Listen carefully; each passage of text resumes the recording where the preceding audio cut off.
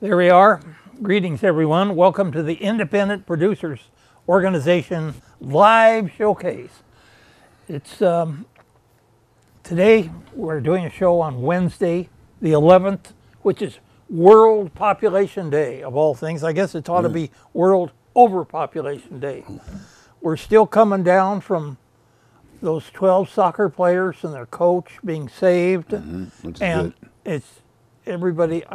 So many people are just ecstatic about all that. It's good to have a good thing. Yeah, it is Good things But coming. but I still haven't heard anybody talk about the whole issue. How did they get up there before? I mean, there's been a lot of news, but maybe I missed that. I think they were I trying missed to get that out. piece. I missed that piece of the deal. You know what I'm saying? But how did they get into that arena? I wonder. I thought 60 Minutes or somebody was going to do a full show on that. Are they? Yeah, So you know what I'm saying? But I Yeah. don't, do you know? I've not seen anything. They were constantly publicizing this 2.5 miles that they were going to have to go through this mountain, if you will. Incredible. And these kids and all this there. 2.5 miles. Most people can't even walk a mile. That's right. Let alone These guys are swimming through rocks. rocks and dirty water. I mean, murky water and stuff you can't see and whatever. It was something else. It was a miracle. One guy said he'd worked at one of the guys, the SEALs guys, underwater, or not underwater, but in that, 63 hours. Isn't that something? 63 hours in all that time. He must have been going all the time. Wow. So wow. yes, that was a big deal. That was a big deal. But thank goodness it's a good deal. But hey, I had one other news thing I wanted to talk about.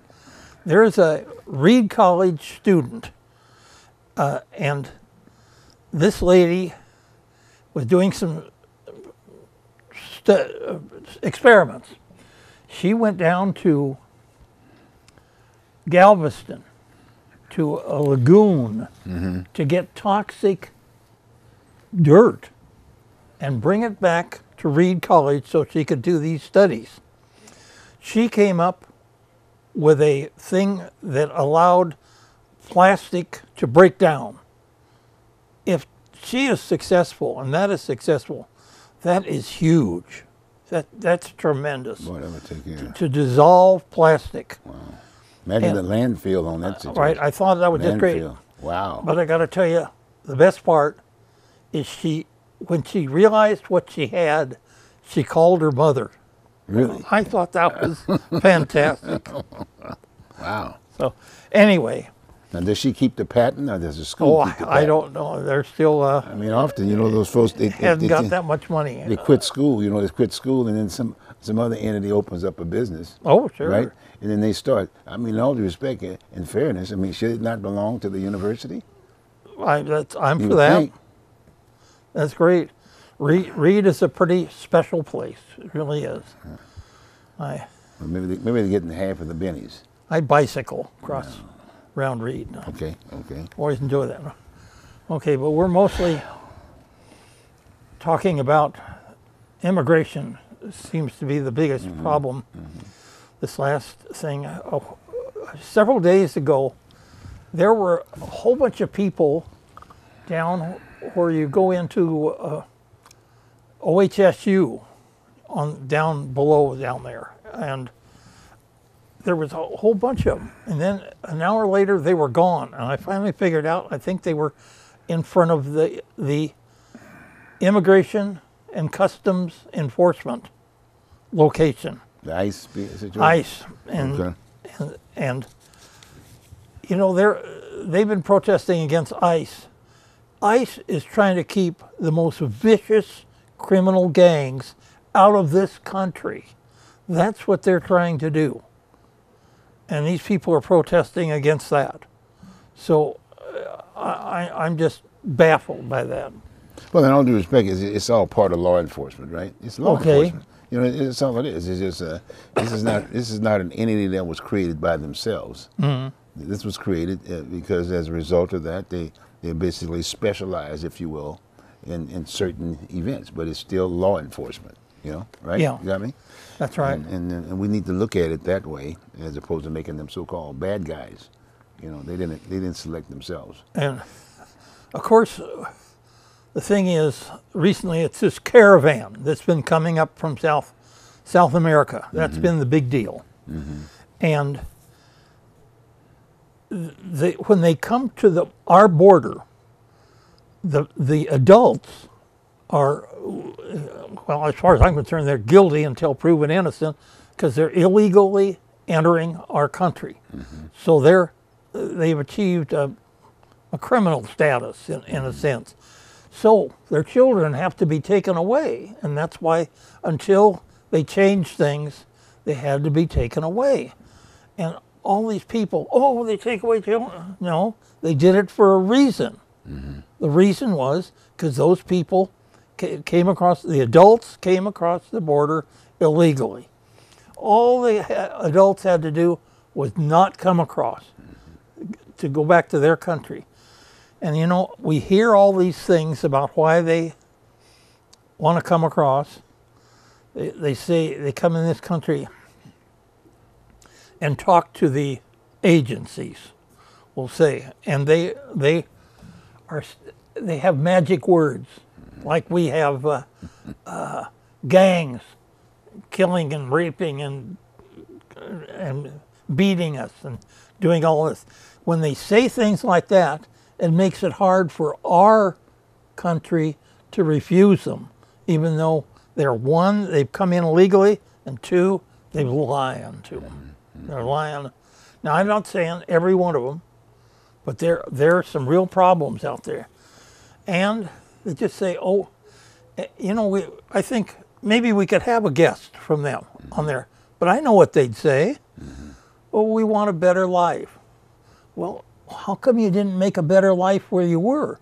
Do you have any idea what Americans over 300-400 years ago had to do to get the kind of life we have now?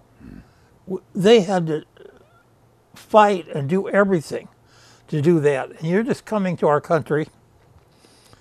So we want a better life. You want to get in here as a citizen. And then as we see it, a lot of us see it, get on welfare. And then you try to have other people come from your family come in, more people on welfare.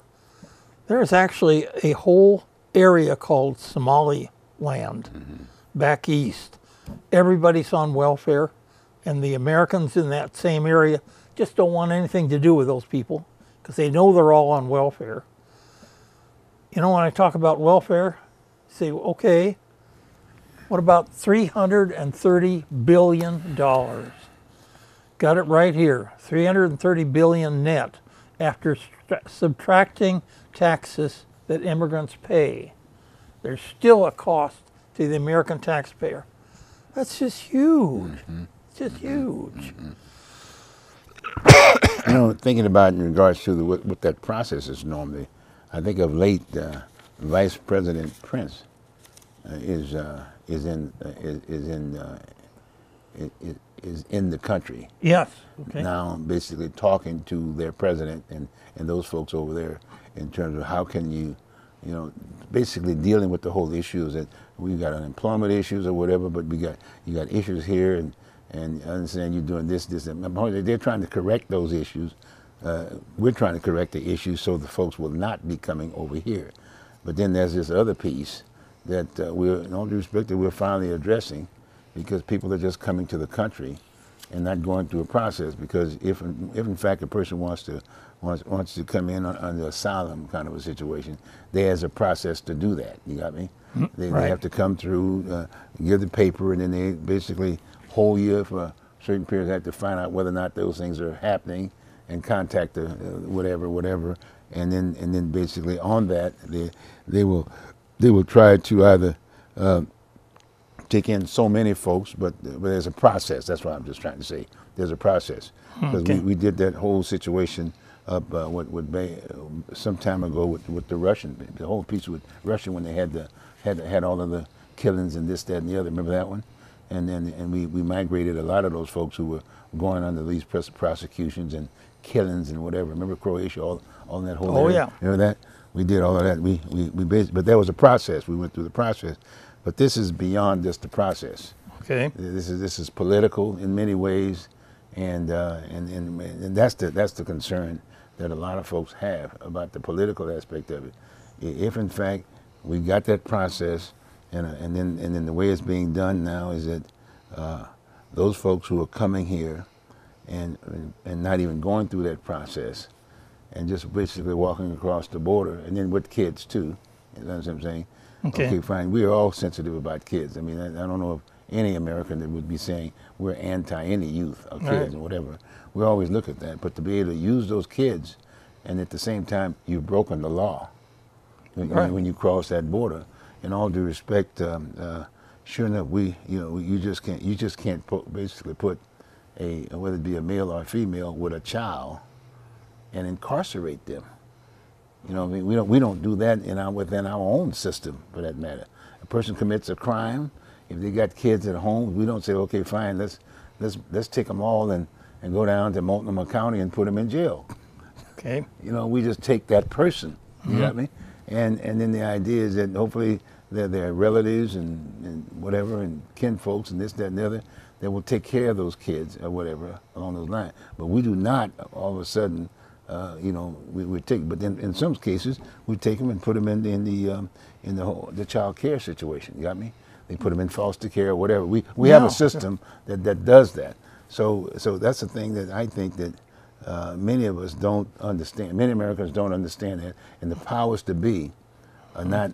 Well, they are, but when you got media in there, when you got both, in all due respect, you got CNN at the top of the list. Right. They're on the one side, then you got Fox on the other side, and one's trying to explain it, and the other one is trying to say, well, no, this is the way it is. You got me? Well, do something about it. Then the other one will say, well, okay, fine. Well, what do you mean do something about it? But this is the law. And they say, well, it's not about the law now, it's about the kids.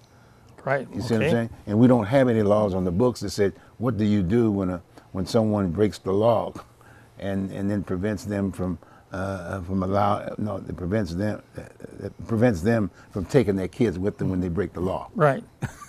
Well, that's right. That's why they're separated. Yeah. But my point is that between these media factions, while they're fighting the political situation aspect of it, they're totally ignoring the law. Totally ignoring the law. That's right. And that's the thing that gets. But we're right in the midst, as you know. That's right. We're right in the middle of all this. Of the presidential candidate. I mean, we still haven't gotten rid of the last presidency results. We're still in the same boat aspect of it, and it brings to mind a lot of things that are happening as a result of that. Yeah. Folks are just coming back and taking things that ordinarily you would never even. It wouldn't even be a conversation on those kinds of issues. You know, like questioning the win.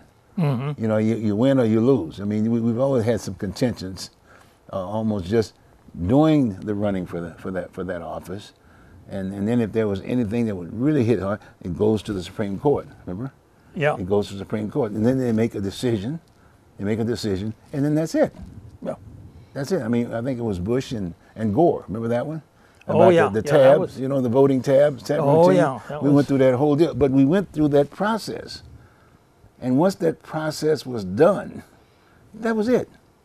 Okay. But this time, it's a whole different ballgame. We went through the process, and people were. Then there was this big focus on the population, on the count, the vote count, as opposed to the electoral count. The electoral count is the one that makes the determination of the deal. And the electorals, those folks who were able to vote in that particular arena, represented the people. They represented people. That's right. Numbers. It's they were elected like to this the process. last election. Yeah, that's what I'm saying. They really did. Yeah, they're elected. So the bottom line, that was the process we had. The Electoral College was the one that basically elected the president. And that's been around for quite some time. That's right. You know? And I better stay around. But then, on the other hand, the only way to change that, and I would say that everyone is probably up in the turmoil saying, well, gee whiz, we're not going to have a chance anymore. That's it. You know, excuse the French, the R's, the Republicans are going to be there forever. They're going to change everything, this, that, and the other. No, not necessarily. It's like, it's to say, okay, fine. Then what you have to come up with people who are saying, well, I object, come up with a better mousetrap on certain things and run for office. That's always a good thing. What have you got that's better? That's right. And we need to get back to that. I think we had that up to a certain point, but now it's just gotten to be so contentious. I mean, government's gotten so big, you know, in terms of Oh, yeah. in terms of the political side of it. You got me? You know, people are still working in those arenas, but the people who are making those decisions, you got me? Right. And I think that media media has a major role now. As far as I'm concerned, we need to look at that in many ways. You know, we got freedom of speech. I realize that, but that is part of the Constitution. So the name of the game is that the one has to basically talk about the interpretation. And I think the founding fathers basically were saying, okay, fine. They tightened it so much, and they basically made a number of considerations, if you will. You got my point? And even the race issue is something that we're still dealing with aspect of it. But back in those days, when you think about it, we had the Civil War. We had that Civil War aspect of it. That was the platform on both sides, the North and the South.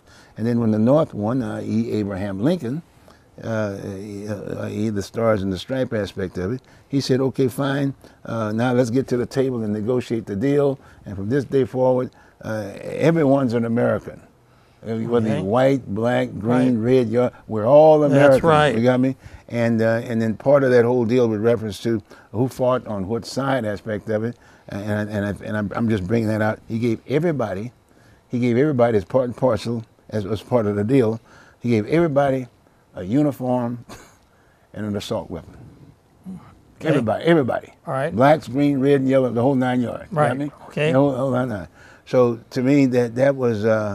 Now we were all Americans now, got me? Okay. And so that was it. But then he made the deal where he basically said Johnson he basically had the Confederacy at the table by making them the vice president. See? Basically putting all the people back together, so to speak. Okay. But unfortunately, within our society, that's why there's such a, you know, that's why we've got such a protectionist around the presidency and other key figures in our government, because people will just automatically just go out and just start shooting people, and they shot Lincoln, because at that time there wasn't that many, there wasn't the Secret Service or anything of that nature. No. During his particular time, there was maybe 1 or 2, 3 people around him, but no large government agency protecting the president. They just thought they wouldn't need it. They wouldn't need it. Right. But now today, gee whiz, Yeah.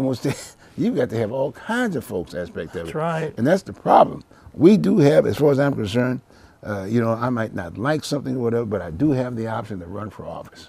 Yeah. And if I get enough votes, whether it be the electoral, I can influence myself by getting elected, and then trying to get other folks to get elected, and then based on those numbers, they basically elect the electoral college. I mean, and when it breaks down, you got me? Yeah. And Trump's an extrovert. He's out there, so he's subject to need to be protected. Yes, and he needs I tell you, to be protected. Well, anybody sitting in that seat, that's where we are today, unfortunately. Absolutely. Well, in all due respect, had it been the other side, we'd almost have the same situation, if you understand what I'm saying. You got me?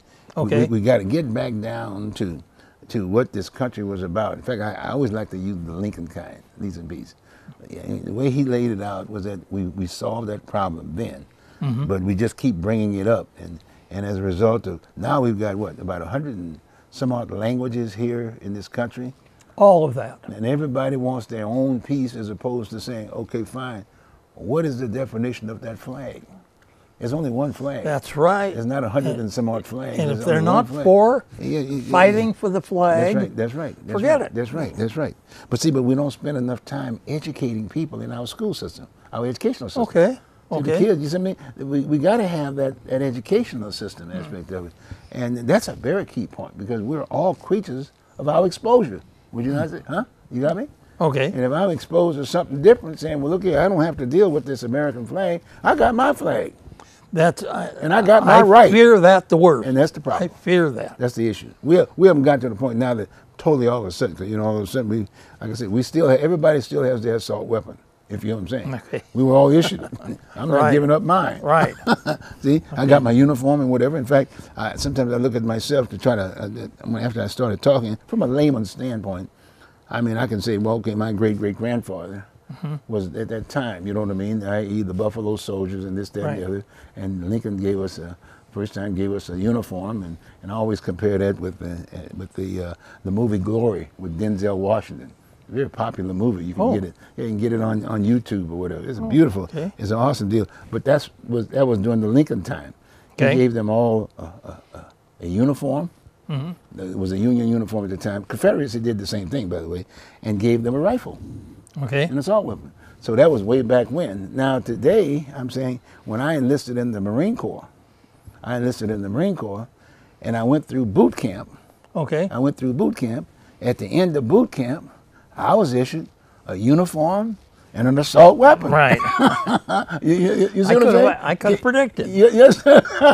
You see what I'm saying? So, I'm proud of the fact that I was issued my assault weapon and my uniform. Right. You got me? Okay. And so you can't take that away from me. Okay. You got right. me? But then I was defending the country because I kept you in the uniform. And I still have my uniform because I got dress blues when I got out of boot camp, when I got out, because I graduated at the top of my class. Oh. Mine were brown. You was brown? Okay. Well, see, I was green, see?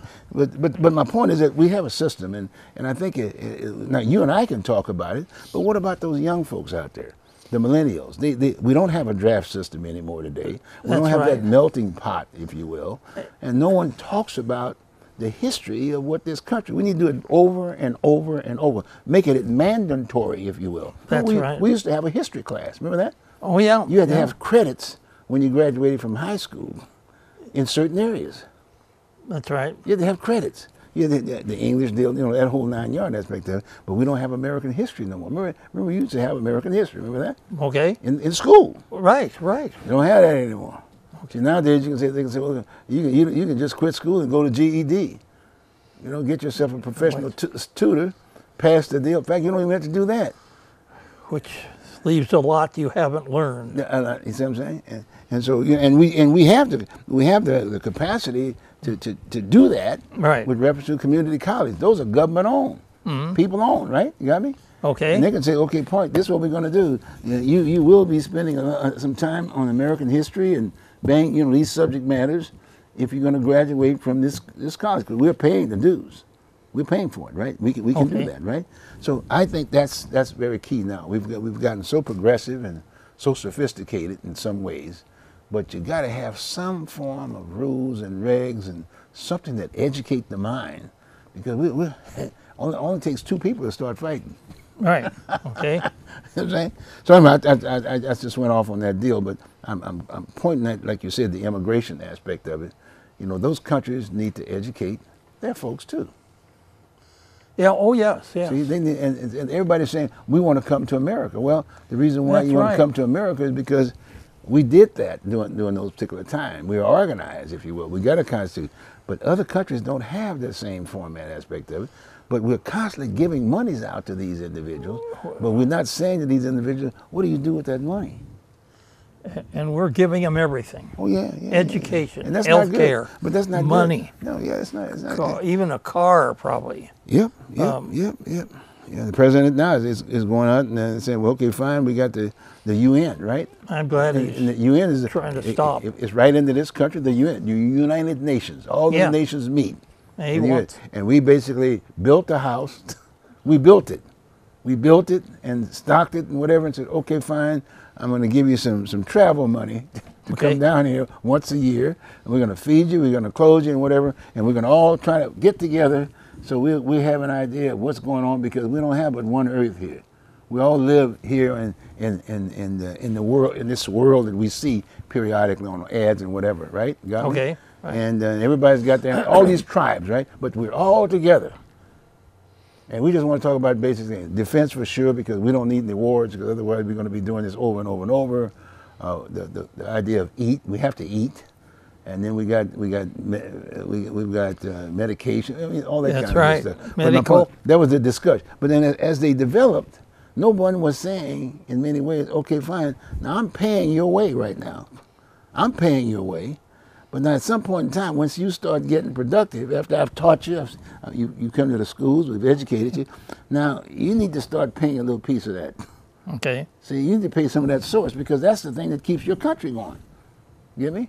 Okay, right. So in essence, you can say from now on, you can start feeding your own people making sure the crime, all that good stuff. But in most cases, the crime's about these young people in many ways. They're not going to school. I can't blame the kids more than I can. I can't believe how few kids. Oh, they don't go to school because the bottom line, yeah. there's nothing there for them to go to school. See, but if you made that available to them, then they will go. You get me? Everybody went to school when I was. Yeah, but not in today's criteria. I mean, you see movies all the time where kids are just thrown out. You know what I mean? And the rape and all this, that, and the other. Well, sure, there's a male and a female. You're going to have some reproduction aspect of it. But what do you do once that person is here? That's still a human being. You got to educate that person. You got to feed them. You got to basically teach them how to live in this world and live with other folks and whatever. But we're not doing enough of it. I'm going off on different. I'm saying a lot of things in one thing. Right. You know, but in all due respect, that's what we've gotten. That's why we're sitting here today. Okay. And we don't have any problem, right? You got me? No. I mean, that's why today we can still have a CNN and Fox, which a lot of folks can't afford, because if you can't afford to pay for it, yeah, right, you can't get it. That's right. That's right. And now I'm saying, I'm looking at it now when on these smartphones, you can get some of the movies and this, that, and the other beforehand, like YouTube and Netflix. But now you got to pay for it all. You got to pay. Right. Everything's going to be paid. So I'm saying at some point in time, give them something that they can get for free. I'm for that. About getting together, getting a loan. Or they ought to be able to get a lot of channels on. Oh yeah. As it is. Hey, I'm trying to tell you, So anyway, I just went off for a moment. Okay. I want to talk a little bit about the big picture. Mm-hmm. The big picture is the whole world is reproducing exponentially. That's why there are so many people everywhere. They're trying to come across from other countries. What is it, Libya or Egypt or wherever, to the Mediterranean. They're sinking and dying in the Mediterranean. Yes. And I know that one thing for sure, Italy does not want them. Mm-hmm. Italy says, don't come into our ports. Mm-hmm.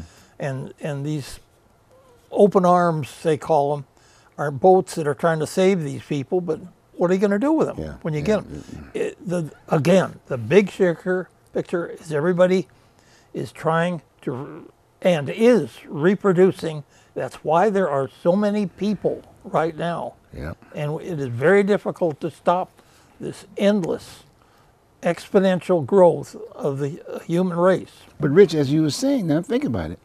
That's why we put together the United Nations. Okay. The issue's supposed to be go at the table because everybody's represented. That's right. Say, hey, John, you that's your country over there. Right. Okay, what are you doing here? You got to feed these kids. You got to send them to schools. You know what I mean? You got to be productive. You can't just come into my house without at least some permission. You just don't just bogart your way through and says, okay, fine, I'm going to just take your house, Richard. Okay. You know what I mean? Say, no, you can't do that. Okay. Right? All right. So, but that's the discussion one has in the United Nations. They come with the rules, the basic rules.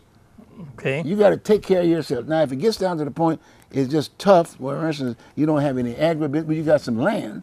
Mm-hmm. Well, maybe you got one tractor, but maybe it's broken, it's busted. Well, guess what? I tell you what, I'll sell you the tractor, but you got to pay me back. Right. Right. You know what I mean? So I'm just saying, the structure is here. It's called the United Nations. Right. It's not the United States. We just so happen we have the structure here in these United States. But the United Nations is an independent body, and then I'm really addressing the issue about the President Trump making the point about the fact that, look, we've been paying for this thing forever, and now everybody needs to pay their fair share, which is true, because in all due respect, the education has been done here. A lot of the education has been done here, and folks have been taking that education, getting their PhDs, and going to their respective countries and building up a structure. How do you make a country pay that doesn't want to pay? Well, just like he's doing now. He's just saying, hey, that's it. I'm gonna close it up. I'm gonna sell the facility. What do you? There's a word. We need it though. Right. There's a word for when you put restraints on other countries, like we're putting a lot of restraints on Iran. Yeah, but it's like rent. Think about it. Okay. You rent a piece of property, right? Okay. There are rules and regs. And if you don't pay your rent, I take it over to this body up here. You know the process. Right. And Right. then you have to go before the judge. Okay. And it gives you a certain period of time. It's called eviction notice. Okay. And then you normally have to spend the time, if you will, to go through the process. Well, And at the end of the day, it's quote, you got to get out that house. You got 24 hours to get out. And then they've got an entity that comes to your house and take it out well, that'll and be put it on the interesting. streets. Okay. Okay? And then guess what? I don't see the people who were evicted on the street. Now today, unfortunately, we got a thing called we call homeless now, right? And that's an issue. You know what I mean? That needs to be That's solved. right. That's an That's issue. right. Got more stuff And on that. But the system, the system must have broken down. You know what I mean, to a certain degree. But in terms, just like that, like I explained, you lease the house from someone, you rent it from that person, you don't pay the deal, Yeah. you got to go. That's right. That's And it's right. not my job to say, okay, fine, I got to basically give you money to live somewhere else. Who's going to pay for this stuff, all the destruction that you've had on something that I worked hard to get? That's right. You get me? That's my right. You get Okay, me? that's So the system is there. It's just that I think the breakdown of the system, there are folks who are now kind of like leading the charge for their own personal gain. I don't like you. I don't like you maybe because of your color. I don't like you because you're old. Right. I don't like you because you got material things and I don't.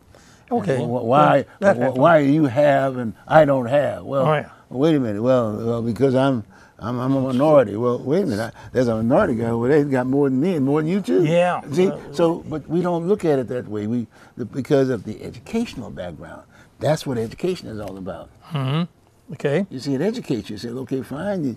If you want to go to school and if you're willing to spend the time in that classroom, and then after you get out of school, get a job on the side or whatever, and go to college and spend that time, and you spend that time, and this other guy didn't graduate, maybe didn't get good grades or whatever, and he takes a blue collar job. Well, he stopped after a certain period of time. The other guy kept going. Well, then at the end of the day, he's got a degree, and then he becomes the boss of the company. Okay. You can't get upset because All right. during that particular time that he's going to get that deal, he's not getting anything. He's just enjoying. He's just having a ball. This person over here, right? All so right. the system is there. We just have to educate the masses. That's all. Okay. Fair?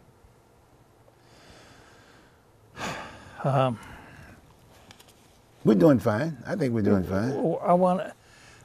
What is on your mind? When Let's these talk about caravan, that's what it was, caravan from Guatemala. Most of them Yeah. came from Guatemala. yeah. And when they were coming, this is what the questions that they should have asked those people. How long have you been in Mexico? Well, they were in Mexico for a long time because they were traveling to come break into the United States.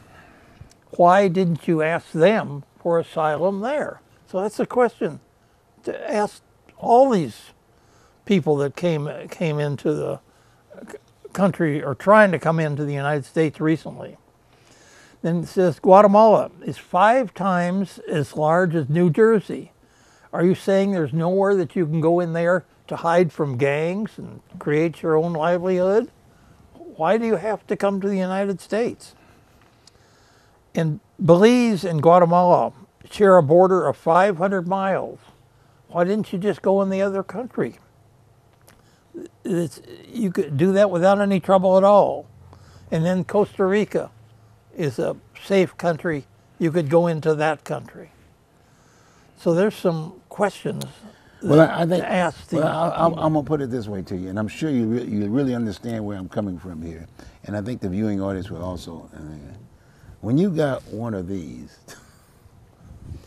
and they've got them in Guatemala, so they can see what's going on. they can Google it and see how Richard is living, sitting out by the pool and Yeah. taking it easy with no problem. And They probably are. but I'm just saying, this is another issue.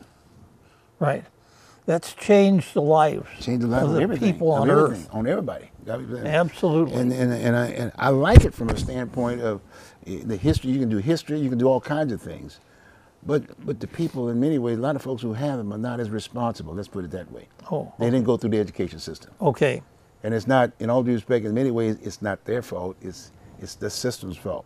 They should make sure that they get that equal opportunity by making sure they get a good, solid education. Okay. That's during those formative years, right? The formative Right. years, as they say, K1 through K12, right? The first to 12. You graduate from high school, you've been taught certain skills that you can get yourself a job. It may be called blue collar. Right. But then if you want to go beyond that point, you want to get a white collar one, they got an education system for that, right? That's You got right. me? That's So, right. so that was the bottom line, but they don't teach that. It's there if you've gone through that process.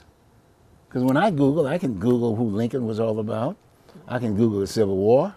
Right. I can Google the Revolutionary War between Britain and whatever.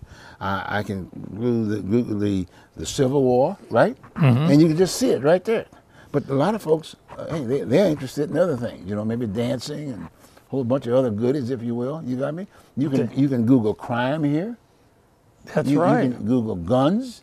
You can Google all kinds of things of destruction right here on this, right? There's so much crime in Los Angeles.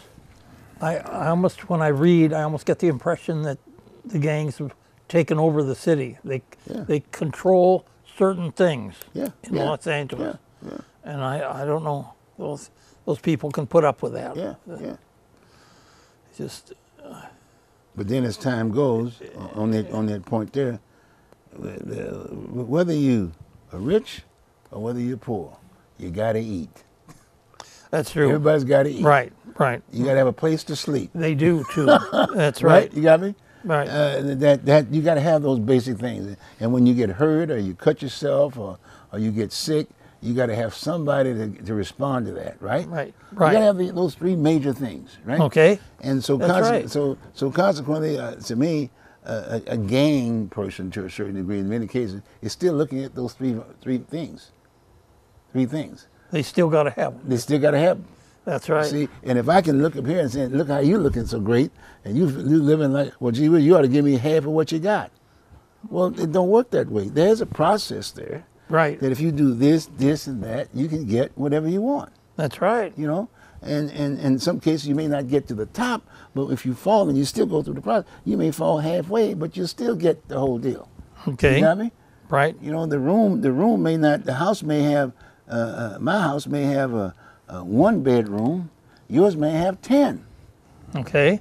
But I can't sleep, you can't sleep in 10 all at one time. Right. Am I right? That's for sure. I always post the fact that on this deal in the morning, I get up and have my cup of coffee on my deck. Oh. I'm on my deck having a cup of coffee. Okay. But a person can have a deck just getting a chair and sitting on it outside That's the right. backyard. Sure. That's a deck. And you can go outside in the patio. Yeah, you can go get some instant coffee, warm it up, and put it in there and have a cup of coffee. Sure. Right? You get me? That's so right. it's not, you don't necessarily have to have a big, beautiful looking deck, overlooking the river, the mountains, and the view, and this, that, and the other. A deck is just your own comfort level. Okay. Now, Right. if you want to get something over the mountain and this, that, and the other, well, guess what? Well, hey, man, I'm going to have to go back to school, and I got to win the lottery. Okay. If I win the lottery, I can get one. I wouldn't want to count on it though. No, but the bottom line is $1. Oh, it's only $1. The opportunity is still there. And you're involved. Yeah, you're involved in the process. You got me? Nobody says, well, if you win it, they're going to take it away from you. They don't say, well, okay, That's fine. right. It's You yours. you didn't earn it because you didn't go to school. No, it's yours, right? That's right. You do it whatever you want to. You got me? But all of a sudden, you got all kinds of relatives knocking at your door then, right? IRS, Because right. you can get that money, but that's when the job starts. Because you got to know how to keep it. Oh, that's right. manage That's it. right. You That's can right. lose it all overnight. Okay. And a lot of people do. You got me? That's right. See what I'm That's saying? right. So I think it's just, I don't know, just common sense and that I'm looking at, and I'm just looking at it from the standpoint of the years we were on this earth, right? Yeah. The time that we've been on it. You've had a different way of lifestyle. I've had a different way of lifestyle, but we're here. We're sitting here That's today, right. and we're not millionaires, but in a roundabout way, we are. Because I got a deck, I'm just sitting on the chair, and I'm calm, I'm relaxed, I'm not as stressed. I can at least eat. I may have to go to to a store, maybe a Safeway. Look for deals, if you will. For Sure. you know what I'm saying. But I don't. I'm not eating filet mignon. You know what I mean? Maybe I might be eating more chicken. Okay. And you can do a lot of things with a chicken, That's right. Oh, yeah. Yeah, I know.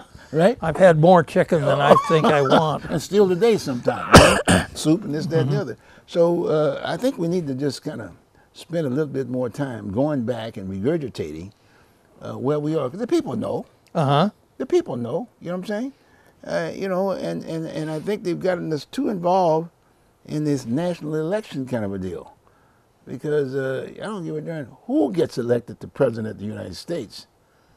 Put yourself in that shoes. I mean, how many times? And I'll be right. And I'm a good example of that. I've run for a number of positions. Yeah. But hey, that's your right. You can do what you want to do. If you got the filing fee, you can run for anything. You don't even have to put a filing fee. You can run as a write-in candidate if you can knock on a number of doors to get people to elect you, right? I still think you should have won. I just still don't understand. But indirectly we won. Because here I am, we're sitting here talking about this issue aspect of it. But at least I was able to get the issues to the table. You know, as you say, with the county commission, I think the position that I had taken in the county about the homeless aspect of it was a solution. We had Wapato. We paid for that building. It was about $100 and some odd million. We paid for that building. Yeah. It was there. It was complete. And it wasn't about incarcerating anybody. It was a place to give them a place to eat, Okay. roof over their head, and they could vet them out, find out who's on the street, Yeah. Right. and then direct them accordingly. Right? You got me? Okay. And, but like I said, they tried. But undo the form. Now it's sitting there, and they still don't know what's going on. It's hard to know what's going on next Yep, with yep. the Wapato. Right, Yeah. because I'm not there anymore. We don't have an election. Okay. See, if the election was You there, know, we'd be talking about it. You are heard by more people on this right here Yeah. than if you were on the Multnomah Council. Oh yeah. Because you have more exposure. Yeah, You yeah. do more good. But when they get that vote, when they get that piece of paper in the mail, Mm-hmm. it's what you see during that particular time, and they give you that visual and say, now that's the person you need to vote for, Okay. and they give you that image that they are backed by so and so because they got the money. You got me? Okay. And those flyers mean a lot. But if you don't have the flyer, just common sense kind of a person, that could be the best person for it. But people go that way. And then at the end of the day, then they get the person, and all of a sudden, they're not getting anything. Well, wait a minute. What's going on? Then you ask the question. A lot of folks, when I was running, they said, Bruce, I can't vote for you. What's the problem? Why can't I vote for you? Okay. Well, you're not living in that district. And that's just another educational process. That's right. That's right. See, that's an educational process. Sure. See? And the entities that are controlling that understand it. See, they know that you were limited within. They got the stats. They got this. They got this. They got this. They got that. They can use color. They can use the male thing. They can use the Me Too. I'm not a female. All kinds of stuff. But hey, I had the right. I had the opportunity to put my issues on the table. I was very focused on senior citizens, selfishness because I'm one. Okay. That's right. And then I'm a vet. As you know, I've always worn this hat. I'm a vet, and I think that we should thank these people for serving. You got me? Okay. And I did that piece, and for the youth, because that's the future. That's the taxpayers that's going to make sure that we're taken care of during our senior years. Okay. You may start off with $1 million in the bank, but after a certain period of time, all of a sudden, who's going to manage it for you? So then you lose that million. You still need a roof over your head, need to be taken care of, and food, Right. right? And that, to me, is what the county was supposed to do. The mental illness, all this, that, and the other. You know what I'm saying? Okay. We need to have those services because you paid for them within the system. You paid Social Security all this time, right? Right. See what I'm saying? So whether you're a multi-millionaire and whatever, at the end of the day, as far as I'm concerned, that's still your money. Oh yeah. If you opt to live under that little criteria, give it to you. You see what I'm saying? That's right. So, you know, I did the best I could. That's all I could say. Sure. You know. May do it again. You never know. Right. Right. Let's see. I don't pretend to have everybody able to read it. This is from June 26th. That's Tribune, right? Yeah, the Tribune. This is something, this is a newspaper everybody can get their hands on. Free. It's down the street in the box. Yep. It's available. And this particular issue, every single thing on it is to do with overpopulation. Up here, there's a building where the guy has to start building some condos, apartments, something like that. Right below it, cultures clash in Forest Park. You know, many, many years ago, I drove along the top of that park. No one else was around. That's Nobody. important. That's in the Portland area, right? Yeah, Okay. it's the only forest park in a city, in the city. City of Portland, yeah. Right, Portland, and- Oregon. I was alone on the top of that forest park driving that day. Okay. But now you have bicyclists and walkers fighting over the use. I don't care. That's overpopulation. Down at the bottom, protesters keep heat on ice, which if the protesters had not come or tried to get into the United States What issue is illegally, that? there wouldn't have been a problem. It's just because there's so many people trying to, especially trying to come into the United States. That's you? Who's that? It's me. That's yours. I'm sorry. No problem. You got it? The phone? Yeah. No, that's all right. Just pull it out. This is community television, and I know that the gentleman with the controls understand. I think he turned that on for us. I guess maybe we're talking too much. Is that what it is?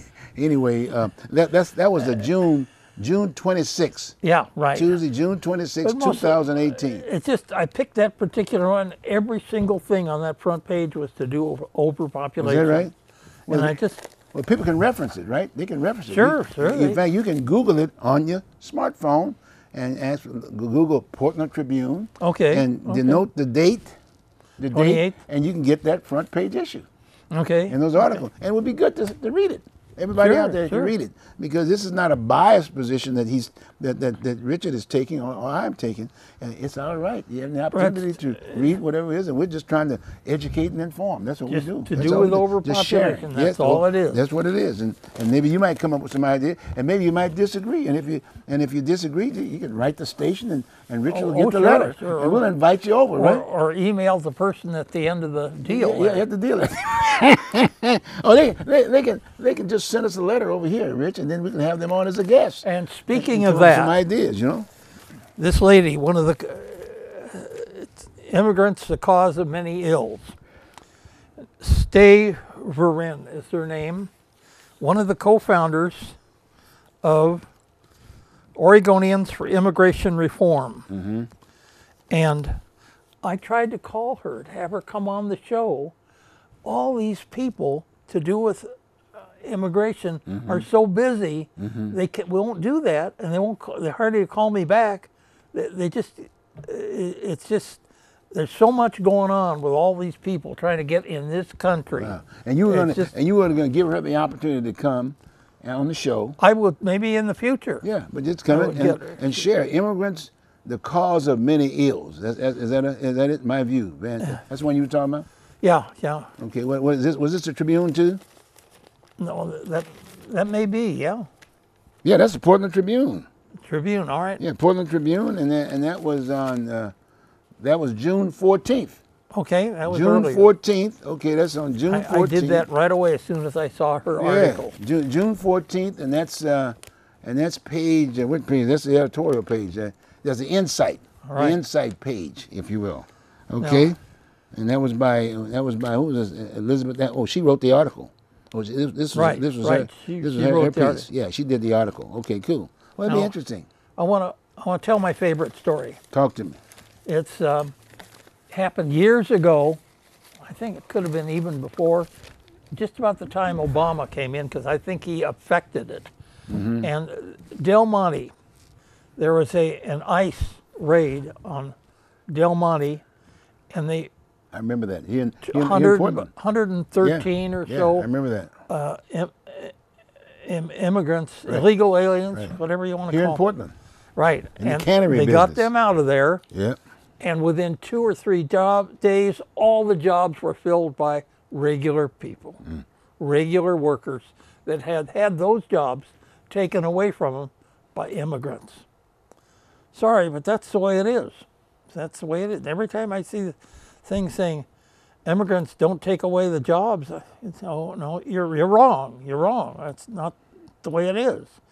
They really do take away jobs, but we know that there is a set amount of people that we can allow into this country. That's all right. I'm always for them, especially when you hear that someone's recited that pledge to stay in the United States, to dedicate themselves to this country. Boy, that is good. But I'd like to share a real quick point about what you just made in regards about Americans don't want to do that work. Like you said, the fact of the matter is that this morning ICE picked them up, and then all of a sudden folks came in and did the work, right? You got me? That's what happened. But I'm saying the people who came in and took those work were probably part of those groups, if you will, that was given, if you will, citizenship, in all due respect, under the Bush administration, under the Reagan administration. Remember when they gave them citizenship? They gave citizenship, in all due respect, many of which were Hispanics, right?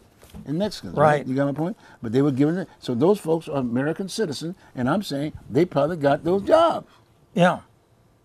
You see where I'm coming from? Oh, okay. See, so I'm saying now the issue I think a lot of times folks are having is that, wait a minute, we have had a process here. Sometimes it takes you 2, 3, 4 years to get citizenship, but you have to go through the process. Where this person over here, for political reasons, they were given citizenship. They didn't have to go through that process. Oh.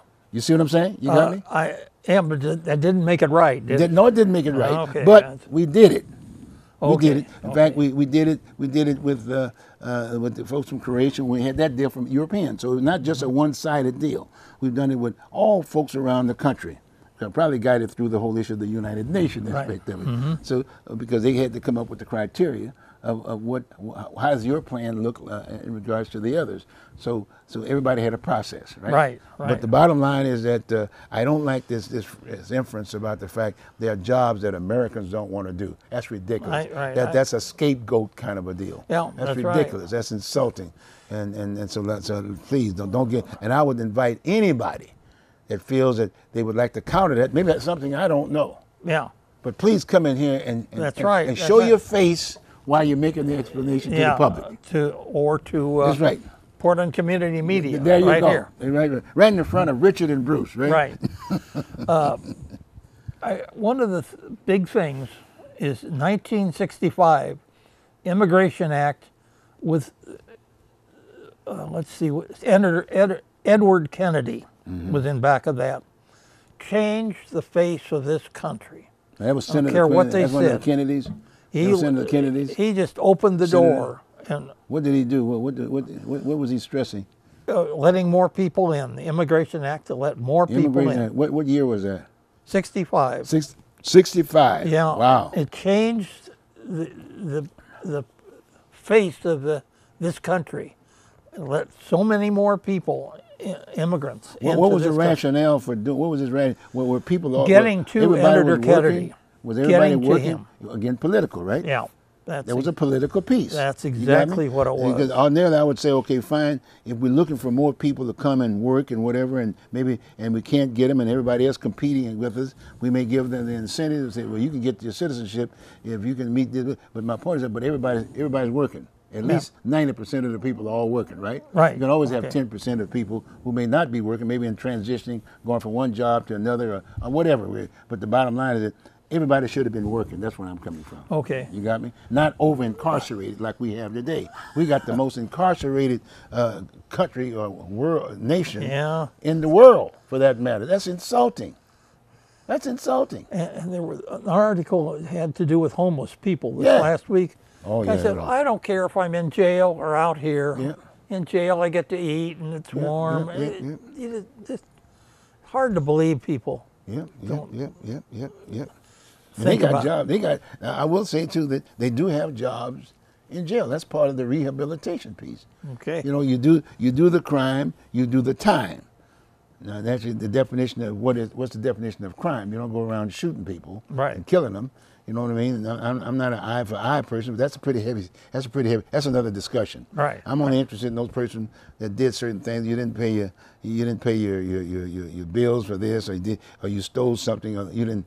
But my point is that in that when you do the time, part of that process when you're doing the time, you're learning how they're rehabbing you again. Got me? Okay. And you're learning how to work again, and maybe you're going through an apprenticeship program, or going to a Okay. trade school while you're still in the institution. Yeah, So that all right. when you get out, you got a job. Okay. See, you got a place to go to work. See, that's blue Right. collar. Right. There's nothing That's wrong right. with that. That's- See, but unfortunately, now I thought at one point in time that's what the system was. But a lot of times they're letting folks go without them going through that process. You got me? Okay. But we do have the process here now. Okay. See, so if we got that process here now, what are we doing? Worried about people that Americans don't want to do. I'd like to see what those jobs were. That's right. I remember I ran for office. I called up the Labor Department. I said, hey, can you give me a listing of all the jobs in America? People walk in and say, we don't want those jobs that you got listed. That's a good point. Then he'd come up with nothing. That's a good point. Richard, then he'd come up with Can nothing. I have a list of those jobs? Yeah, I just want to have a list of those jobs. In Right. fact, the reason why I wanted it, I was going to go in business. I was going to basically put a business behind that piece with Right. Americans. Okay. You know what I mean? Right. But they told me, and this is a government entity, i.e. the employment division. I said, give me a listing of the jobs that Americans don't want to work. Right. Right. And your job is the person is on unemployment, right? Mm-hmm. They're getting paid, right, for a certain period of time. They're getting That's paid. right. They're getting paid. Or getting paid some other way. They're getting something, all the other ways, see? That's right. So the key is that while they're in that situation, I said, okay, fine. Okay, now you're coming up to your date but that you've exhausted your unemployment deal. Okay, well, I tell you what, at that point in time, these are the jobs that are available to you based Okay. on of your write-up. Okay. Well, I don't like that. Okay, good. So I'm just going to take your money. You're not going to get no unemployment. That's the motivation to say, okay, fine. This is a start again. Right. You start, you're eating again, and then you work yourself up to the next job. That's not, hey, system is there. Right. But a lot of times the people who are running these organizations, they could care less about the end date. Just as long as you got people keeping in there to keep my job alive. That's all. Right. Right. So no, don't want to hear anything about jobs that Americans don't want to do. Please, if you find those kind of jobs, and all due respect, I'll go on and go to SBA. Richard and I will do a Right. business together. But we got to have a listing of the jobs from the employment division. Right. Right? Start a small business. You're gonna about start that. business, and I know the producer said he's going to be the guy that's going to be out. He's going to be the overseer of this business that we're going. Okay. Buddy, Now we're about ready for them to put up the replay times and okay, to and we'll continue this conversation. Yeah, that's We're going right. to be doing some other things, but we'll Right. continue. So please stick around. You'll see that the next part of the show we'll do something else. yeah, I think he's just right on board. Okay, there we go.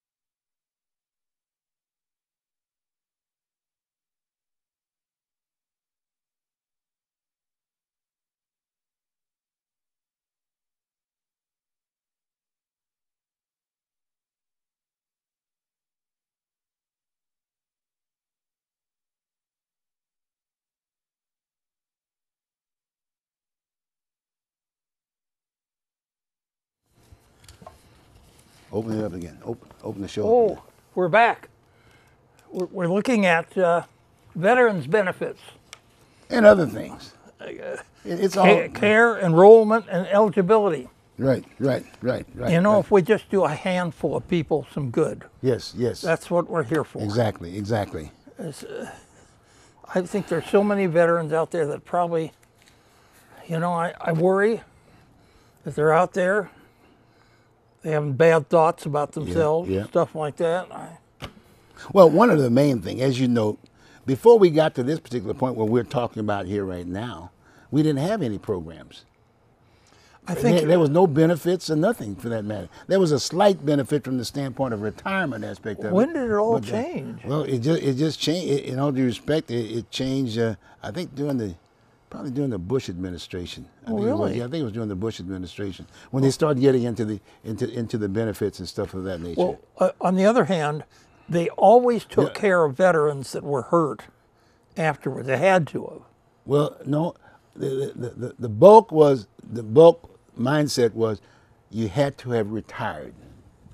You had to do your 20 years. It was a career type thing. Oh. Those who didn't make the career piece, What if they got hurt? What if well, they you got hurt. They walked took care of you then because Yeah. that was before you got out. Okay, you got me. okay. You know what I'm saying? And in all due respect, that's a good question because I'd like to. In fact, I'm going to ask somebody that question from the standpoint of saying, okay, fine. When a person got Maine and this, that, and the other, and then they're out of the service, okay, and they're not retired, what do? And at what point in time, once they get them well or half well or whatever, are you still getting a pension or this, that, and the other? That's a Okay. good question. Yeah. I'm going to ask them. In fact, Okay. I'm going to make sure I ask that question because when you think about it today, now that they've changed the rules, you don't necessarily have to, in order to get a pension, if you will, they relate to the things that happened to you while you were in the service. That's why that PTSD, post-traumatic right. stress aspect of it, and any related injury while you were still in there. Okay. You got me? And a lot of and that's all part and parcel of what this is of the benefits overview is all about today. You got me? You might have been you might have had a knee injury during that particular time, and they bandaged up, if you will. You get out the service, and then later on, all of a sudden, you're having problems. You get me? Yeah, but you'd never know, would you, where you got that injury? Well, but a lot of times they should have the records.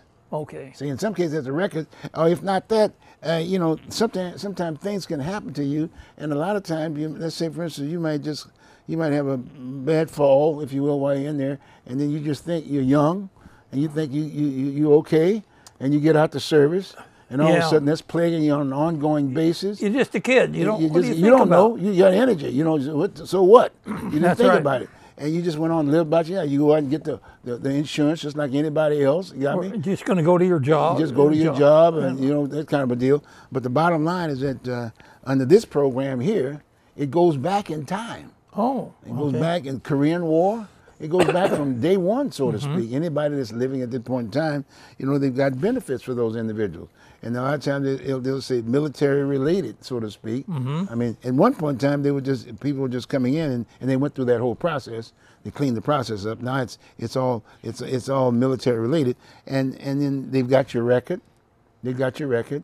And in some cases, people lose their record. But if you can go in and tell your story, you got me? And come up with the witnesses and where you were and this, that, and the other, and someone might have treated you. Isn't everybody supposed to have that DD The 214? DD 214. Some folks don't have it, but you can go through the process. Can you get? And you can get the DD 214. You can get the DD 214. And at one point in time, you had to remember that number. I still remember my number, 1983524. It just gets Really? in your. But now today, it's the last four of your Social Security number. That's right. Your last four. And your birthday. And your birthday. Right. But that Social Security number, the day you were born, you got that number. That's right. See, so it's always there. Oh, it is now. Yeah. Back then, it wasn't. Right. I didn't get a Social Security number Well, until when I did was you get yours? When did you? That's right. You had to apply working. for it. The first day you worked or something like that. something like that. Yeah. Okay. Yeah, but okay. not when you're a little kid. You didn't. Okay. Okay. Well, anyway, but my point is, it's your last four today. Yeah, and babies get them right away. Yep. Yep. And what they did, they basically programmed that in the computers. Right. And Right. that's all record keeping aspect of it. Okay. And then that record people, they normally go directly to the military, and they take all that material, and they put that on a server, or a base. You know? All right. And then if you go in looking for benefits, and you've got papers where you went to a corpsman because you got cut, or you fell, and you had to go to you had to go to sick bay, and then sick bay does register, but but at that time, there were certain times it didn't pick up those records. Okay. But if you got any visible whatever, or you got a scar on your leg, or this, that, and the other, it can be determined as to whether or not how far that goes. You see. Okay. And then they start building up another record on you. Right. And so the Okay. benefits are there for you. You get me? Okay. But the thing is that most veterans don't know that. They don't. That's know right. that. They They're don't just- know, and so that's the issue. And in fact, that's why we're doing what we're doing right now. Nowadays, I just can't get over it. People don't know the news They or don't what's know. going on. I think if people There- watch, there's right there. if they have that, Yeah, but they don't know which one to Google. but some don't have that. Yeah, but even if they have it, they don't Google the newspaper. Oh, You see what I'm but the saying? newspaper won't give you the newspaper Oregonian unless you're subscribing. Yeah, you got to pay. Yep, that's strange. That's I another word. bet you can get the Tribune, Yep. Oh yeah, your Tribune is good. right? Yeah, Willamette Week, I think they do the same thing. Right. But that, the would- that Oregon, would be interesting. Yeah, but they got the Oregon Live. I don't know, but they too need to. I've always maintained if you don't want to do that, then don't do that. Okay. Because a lot of people I still think there's a population that like picking up a newspaper in the morning and having a cup of coffee, Okay. or working on a job and in a break time pulling out the newspaper. And I think the Tribune with Dr. Pamplin, who owns that, by the way, the newspapers, Dr. Pamplin, you could see his photo on every publication. Yeah, the owner and neighbor, Dr. Robert B. Pamplin Jr. I think he's a really good guy. I mean, he's a neat guy. I mean, Yeah, this guy, he gives you this newspaper. That's He right. said you can here's something, you just pick it up and you can read about what's going on in your neighborhood, nationally. He probably would appreciate it if you bought from some of his sponsors. Yes. So very, that's very good much so. too, And but he got it's still the ad, free. But yeah, it was free, and he really, this guy, he's really somebody one needs to really give the respect to, and all. Right, Because right. it wasn't about ads. He spent his money. Oh, He basically kept all those little community newspapers alive. That's how the Tribune has gotten. He owns a lot of these. He bought a lot of those little neighborhood newspapers. I know. Yeah, he bought them all, but he kept them alive. He kept those neighbors okay. alive. Portland Tribune, get me? And that's kind of a neat deal. See, it's the media group. So he basically kept the, Clackamas, yeah, Beaverton, yeah. all yeah. those, they have their own. Yeah. Titles, Yeah. I And the reason think, why I but know they're- that is because at one point in time when I used to own the Portland, my wife and I, we owned the Portland Observer newspaper. Right. That's where we got the printing done in one of the local papers. We got it, and that was Pamplin bought that piece. Yeah. And I remember the people that basically did a quick print for us, if you will. Okay. Got my point? But he kept that paper alive. That's all part of the media group, the Portland Pamplin Media Group. So thank you, Dr. Pamplin. Excellent job. Good. Keep up the good Right. work, if you will, because that's the only thing we got in town. Now, don't get me wrong. We have others. We got the Willamette, you got this, that, and the other. But this is the best paper, as far as I'm concerned. Media is media. Well, when we're talking to people here, Yes. you say you can get this. Yes, you can get this. You can get That's this. right. At no cost. That's and right. and it's consistent. That's right. But it says Portland Tribune. So it covers the entire Portland area, and then outside and, That's right. beyond that area, you can get it, and it reflects a lot of the issues as it relates to this particular area, which is good. Right. And since it's the largest city in the state of Portland, of Oregon, it makes good sense, if you will, to know what's going on in this community. That's the only access one has outside of the Portland metropolitan area of what's going on in Portland. Well, that's right. See?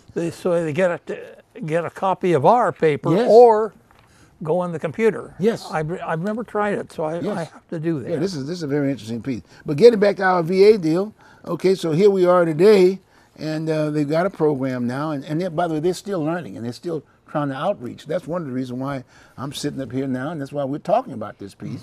Because as part of my running for office, I started making sure that once I got access to that information, that these benefits were there available to veterans aspect of it, I made sure that that was part of my campaign, that I was a veteran, and made it very positive about.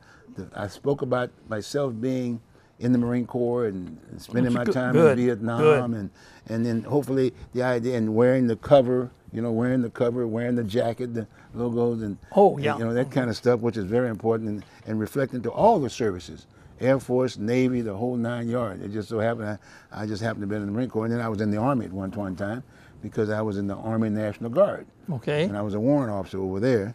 I was the armament guy over there. So, but the bottom line is that we're still trying to educate those veterans, and a lot of these guys are older right now, and a lot of these guys had experiences in the military that they don't want to talk about. No, that's right. Just like World War II guys. Yes, they just don't want to talk about this piece, and unless there's a veteran talking to them, got me? Yeah. Then you get them to start telling you their stories. Right. And that's the other thing too that the VA does now. We have certain services that will give you the opportunity to tell your story. Oh, yeah, they have PTSD classes where young troopers get together and they talk, this, that, and the other, and that's part of the transition piece. Where would you hear about that? Oh yeah, it's the VA. I mean, I'm just saying. In fact, I've participated in the PTSD piece, and that's been one of the things that I've been wanting to do. I've taken advantage of those services, and so that I can articulate. I'm a real walking model of the benefits of these services, which I think is good. Right. Because in fact, I'm interested in fact, I want to visit all of them for that matter. I belong to a number of the associations. In fact, of late, my wife and I created a nonprofit called No Vets Left Behind. Oh, that's right. In Oregon. You got me? No Vets Left Behind in Oregon. Yeah. And the whole idea is that my thing is to go out there, and I want to look at those organizations that are not in the VA that say that they want to help the vet to see whether or not they're doing the job. Maybe you should tell us a little bit more about that. Yeah, that's a very important piece, because a lot of times is that I noticed that when I started going out to those veteran organizations that saying this is what I do, this is what we do for veterans, and then I go in there and all of a sudden there's some problems there. Problems from the standpoint, it's just kind of like, it's just making a buck. It's just making a buck, and and they may have good intentions, but I vet them. I will sit there and I'll talk to them about, okay, fine, what do you do? And I'm getting down to the point now I'm going to be interviewing them. See? Okay. But the whole idea with me is that we got the VA and the public is spending a lot of money because they're saying thanks for serving. A lot of money, if you will, to make sure that those services are there in this agency, so to speak. Okay. You got me? And I'm not trying to put anybody out of business, but the thing about it is, I just want it under one roof. I want to make sure that it's certified. Okay. I want to make sure that there's 5 stars there. Okay. You got me? I know. I hear about 5 stars. I want 5 stars. And in fact, they're moving so fast that because remember we went through that whole piece where vets were in line waiting for services and they wouldn't get the services and this, that, and the other. And then this was quite a while ago. Yeah, but my point is that now what they've done now, they assign you, once you get into the organization, they assign you a doctor, so to speak. Oh. They assign you a doctor. Got me? And that's your doctor. So I've had one for 10 years. You understand? That's your doctor. But now what they've done is that, hey, if you want to do something outside and you don't feel comfortable with your doctor, you have the option to go outside and pick one. Now that means that individual has to go through a process and get on the list. To bill the veterans? Yeah. So you can get a doctor outside. You don't necessarily have to go to the VA to get a doctor. All right. You can get the one outside aspect of it. In some cases, you get 2. Okay. You can get they call them providers in the VA. A provider, right? But that's the doctor. Right. That's right. It's called a provider. But you can actually go out the choice. They got a choice program, and you can go out there and a lot of these doctors, young doctors and whatever, to offset some of their costs and overhead, they'll apply. I'm a little concerned sometimes because I don't want the system has really been building up inside the VA as far as the providers. And the idea is that we're putting a lot of pressure on them to make sure they do a good job. But when you get this outside entity, sometimes they charge you twice as much. You, the government, right, pays that piece. Got me? Right. And they're undermining the program in the VA. So meaning the person maybe in the VA said, well, gee whiz, I'm not getting compensated like this other guy, and I'm doing a better job. Oh, you seeing where I'm coming from? The veteran. No, the provider in the system. The provider in the system Okay. is getting X number of dollars. All right. Okay, and I'm saying that but the choice program, a doctor can apply to register as a provider outside of the system. Would this be like Providence Hospital? Yeah, in some cases, well, actually, I think the private I've not seen that yet. I've not looked at the Providence Okay. piece aspect of it. Right. But you can get a doctor outside of the system. Okay. And all I'm got saying that. is, there's a lot of push within this system at the VA Okay. to make sure these people are 5 stars. You got me? Okay. Yeah. You got me? And then, and by the way, I've experienced that. I don't know what it was, but I was when I was going through, I did something, and it was in regards to, it was service related, and I wanted them to check it out, and that program came out, so I went out and saw a doctor, Okay. another provider, but when I walked in that facility, it wasn't as neat. It wasn't neat, it just wasn't the same service. Oh, okay. You got my point? You see, because it's like anything else. I don't want anybody touching me if I don't see. I want to make sure. First thing I'll do, I'll go to the restroom to see whether nice and clean. And Okay. make things are right, and this, that, and the other. And I had a bad experience, and so as a result of that, that's another reason why I got in this idea of reaching out and vetting these organizations. Okay. Because I'm going to be vetting, if you will, some of the choice program. Okay. I'm gonna really dig in it, and the way in fact you're gonna be part of that, because we're gonna bring folks to the table here Okay. from those entities. One who are working for the VA, the provider that's working for the VA, and the provider outside of the VA. We're gonna look at both programs, Okay. and we're gonna have the people who are responsible for putting those people in there on the show. Okay. We're gonna do this right here. See, so it's very important that. For me, we keep the program. Now here's a booklet that says Healthcare Benefits Overview, 2018 volume. At one point in time, it was this size. You remember the book? Remember that one? That's the way it was. It was this. It looked like this. This is the way it looked like this, and I was handing those out. Remember that? You have, yeah, and I gave you that. You got one of those. But anyway, this was a federal benefits for veterans, dependents, and survivors. Okay. Now we got a new booklet. okay. You see, and it's called Healthcare Benefits Overview. That's a major piece. I've been taking them out to the USO at the Portland Airport Terminal. Yeah, like this.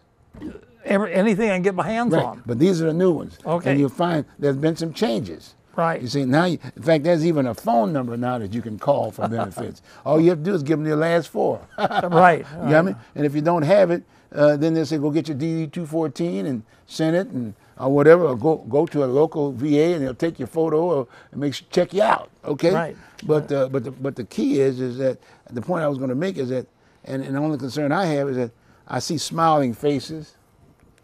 You see what I'm saying? And I Okay. think, are those real smiling faces? Are those actors? Are those veterans? Or what? I always wondered You see what about I'm saying? that. And I'm looking at all the folks here. And Always pretty girls. Yeah, everybody's looking nice and happy and whatever. But a lot of the vets that I see are not happy. Okay. And then when I follow up, and now today, I physically will take veterans out when I find one. If I see somebody and they say they're a veteran, I say, okay, fine. Have you gotten your benefits? And the person said, well, no, I don't know. Okay, fine. Why aren't you gotten your benefits? And then I said, okay, fine. Why don't I take you down there? So we basically talk, because that's basically what someone did to me. Mm-hmm. And so I'm basically doing the same thing. And so I've been, and the VFW, Veterans of Foreign War, are basically the ones that does the application process. Yeah. Like a private entity. Right. But it's the VFW. These are military folks.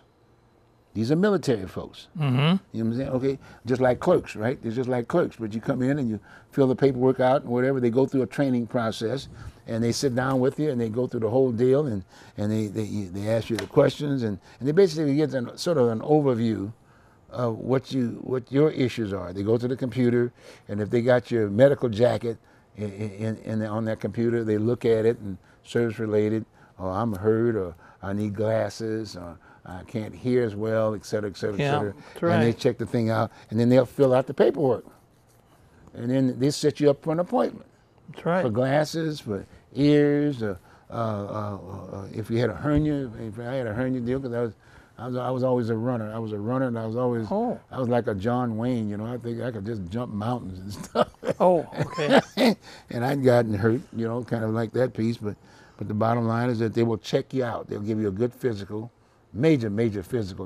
That becomes part of your jacket. Yeah. And then they say, well, if anything happens to you, anything happens to that, you might be well now, but if anything does happen, guess what? It's on the jacket. Right. They'll call you in, okay? Okay. Okay, and they do anything. They do the ticker thing, and you know, a lot of times when you're getting at that age factor now, especially, people are always having problems with their heart situation and whatever, and the next thing you know, you have access to pacemakers or whatever, you know, and that's kind of interesting. Oh, that's right. Yeah, you get all Suppose that. they could do and that. that's pretty spendy too, big time. Yeah, but it's there that's for right. you. It's there for the services. You'd be surprised, and I'm sharing these kind of things because if you've got an uncle or a father or a husband or someone that you know who happened to have been a veterans, especially those people, you know, on Flag Day and Veterans Day, they'll hang out their flag.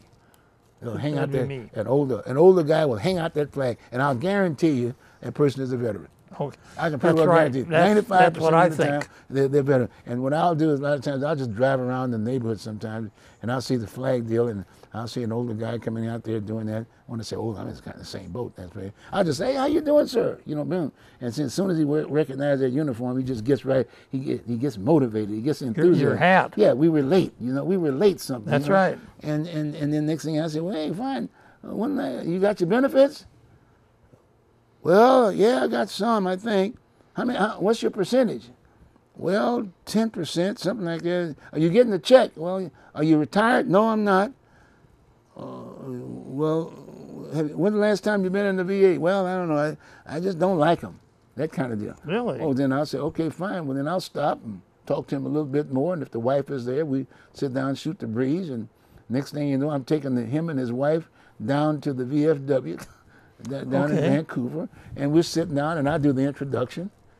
And then they pull the deal off the chart. Okay. And if he doesn't have his 214, he gets it. You fill out a form, and then he'll get it.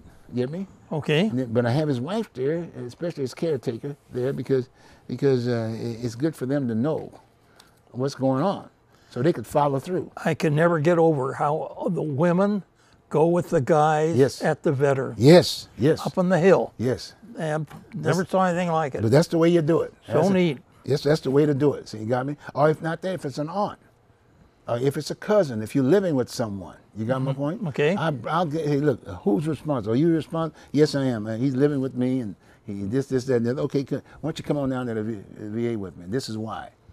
And then we've done that, and then the other thing that I've done, and we're doing this now through this No Vets Left Behind piece. I'm trying to work with the county, Multnomah County, and Clark County for that matter, and their senior citizen program, and getting them to understand and make sure they got the forms and this, that, and the other. And anytime a veteran checks into one of those senior citizen housing programs, one of the first questions they ask of males and females, are you a veteran? Oh, yeah. See, Cool. and then the idea is that I'm working on it right now, so they give them a packet, Okay. someone who's responsible with them. You got me? Where is that they're getting the packet from, where they're going? From the VA. They're getting it from the VA. Okay. It's just a matter of I'm dealing with the administration, see, and at the same time I'm dealing with the VA, right? And then through the county. See, the county's reaching out. I just want to make sure that they got a stack of these, and we put that Okay. package together. And so and if they're responsible for a number of those senior citizen homes, right? You got me? Because they do service a lot of seniors, right? Because once you get to a certain age, right? Let me say that I have tried to go down to First and Main, Yeah, where that is where veterans have a lot of this kind of stuff. that's administration. It's not easy to get That's there right. and not That's right. easy to park. That's one of my jobs. That's one of the things I want to do. Well, where else can you go to get this Well, stuff? you can call your senator, Oh, call your congressman. Okay? They want to get reelected. oh, And they want to put that on their platform. Okay. You know, what are you doing for veterans? They say, All oh, gee. You know, I mean, in fact, I think now they really like me now because I say, well, Bruce, come on in. You know, you're a veteran. You know, you Right. got a packet for me? Let me handle it for you. Let me put the packet together. okay. Let me call the administration and tell them to put this packet together Okay. and give it to the county, to the city, wherever there's a veteran, and put my name on it. No problem. Okay. You see what I'm saying? So I don't have to have my name on it. I just want to Right, make sure that the right. veteran get the service. I agree with That's that. the key. And Right. then we're going to use this show, and I'm going to use the Voters Digest too, to a certain degree. Spend a little bit more right, time, yeah. and do a veterans show at least once a month. You know what I'm saying? had right. You had a couple people on recently. Yeah, There- yeah, Fred Stewart. yeah. Fred and Marine. Then we got DuPays on. I mean, sure, there's the other political side, you know, about the other activities that I'd been involved in running for office. But my focus is going to be on senior citizens and veterans and kids. Right. Because they're kids of veterans, if you will, in most cases. And that's really the backbone of our society right now, those three entities, you know what I'm saying? And the folks in the middle are still working. And we got to Okay. keep them working and keep them responsible. But that's not where I'm at. We don't have a draft yet. I mean, I thought that was the best thing we ever had when we had that draft, because that was a melting pot. You know, if you missed the education, you got the You basics. said draft, The draft. like for Vietnam War. Yeah, but just spend 2 years in the military, Oh. whether it be for charity work or whatever. But you got to get into that school and get that certificate, that little completion that you went in there and learned what life was all about for a couple of minutes. Yeah. And you can get out. You got me? Whether it be I'm not interested in war. No one wants wars. You know what I mean? No. But it's a good place to get to know what's going on, what the world is all Yeah. about. The basics, right? You got me? They To be say responsible. that nobody wants the war less than the That's guys right. in the That's service. right. That's right. So no, I'm not a warmonger by no means, whatever, you know. But anyway, but I wanted to let you know that they got the new book out here right now, and for those who are looking, and like I said, call your congressman, let them work for a bit. So look, Okay. in fact, they know who we are now, right? Right. And look, I saw this guy named Richard and Broussard. Oh, yeah. And Broussard up there, and give us a little deal. So we want to get the viewership to get the word out, right? Get some. And they said that you can give us this book. Right. And they said, what book are you talking about? Well, There's a separate book that comes out under that VA title. That, which one? Well, here's veteran benefits aspect. no, there. there's another book that comes out separately from VA.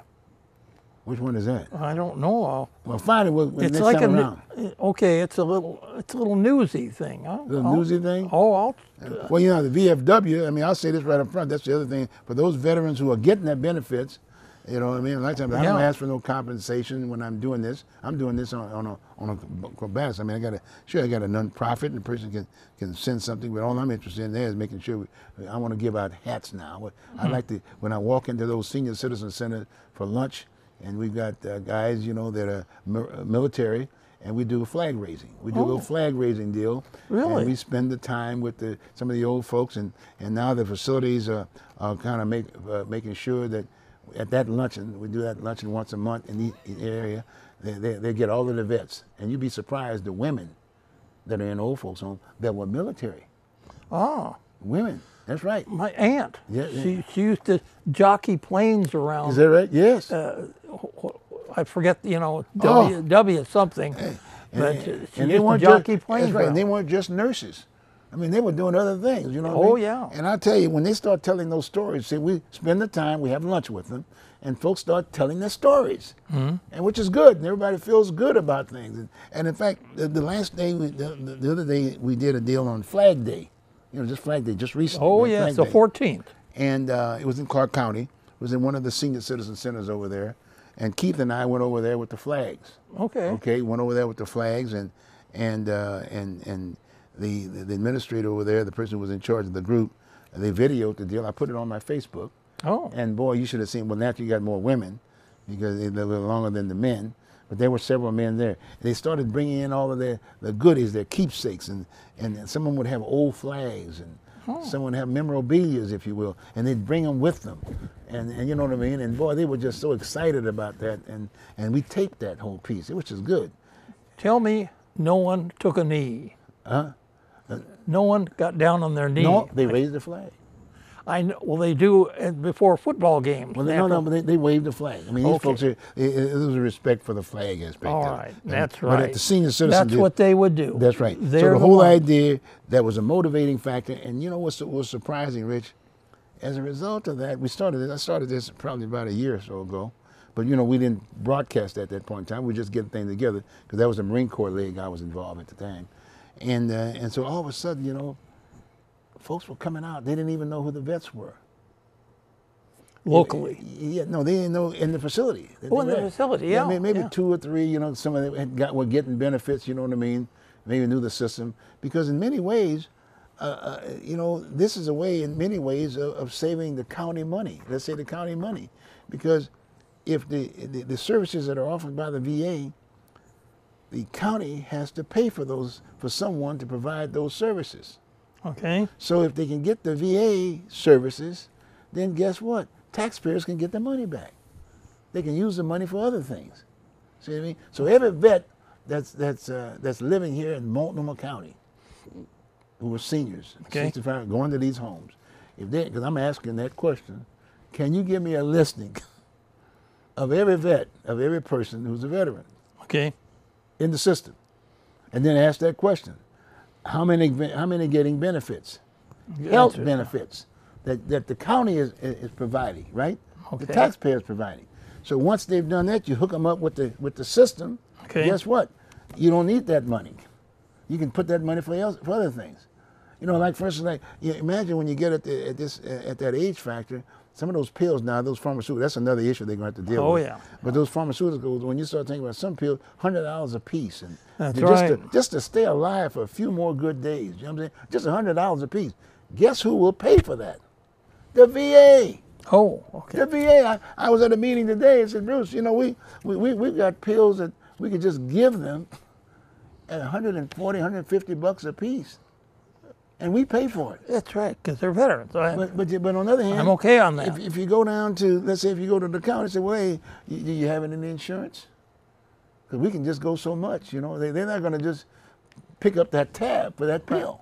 That's right. See? But if science says, well, no, you can live a few more years or a few more months if you were taking this medication, that's another issue.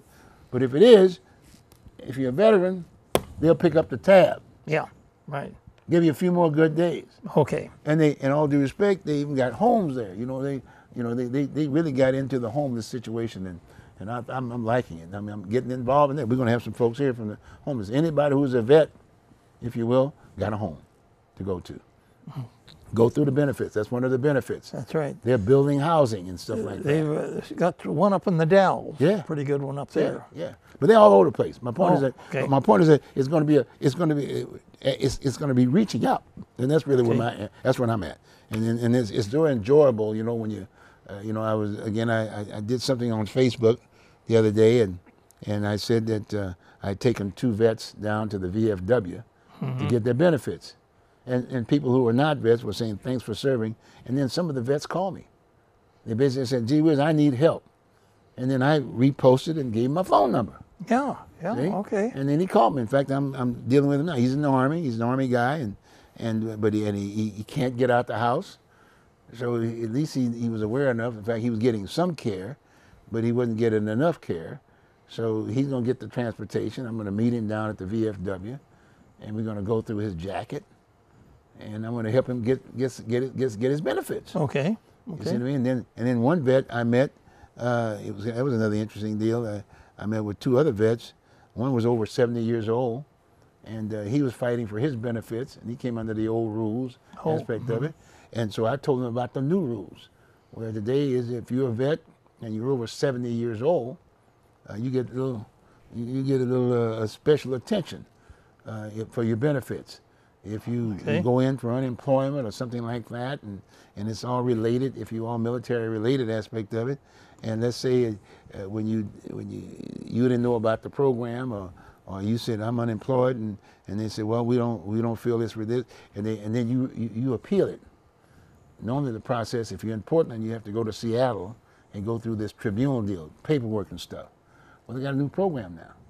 They've identified X number of lawyers who are judges now, and what they'll do, they will set up an appointment for you in your various locations, and then you'll go before them with your stories, whatever, and they'll make that decision. Mm-hmm. One-stop deal. Okay. So it's not about standing in a whole bunch of lines and paperwork and whatever. That person will sit right across the table from you and talk to you. Okay. And then that's a good thing. And that's just new, by the way. It's new. Oh, we're going to know okay. more about that program. In fact, I'm meeting with the VA now, and I'm getting there, and I'm over there talking to them and this, that, and the other, and then they gave me a sheet. Before I forget, who do we have them call? Veterans that are interested. Well, the veteran, like I said, in this edition, that's why I said you want this booklet, because in this booklet they'll tell you right up front with you. They got who to call. Oh, okay. They got who to call. Look at toll free, okay, for health benefits, and it's available for the following resources. And this is Monday through Friday between 8 a.m. to 8 p.m. Your local VA healthcare facility enrollment office. So they need The to phone get a number hold is- of this. Yes, but I'm saying, but call that elected official. You know, call Okay. up those folks up there and say, look here, I want a book like this.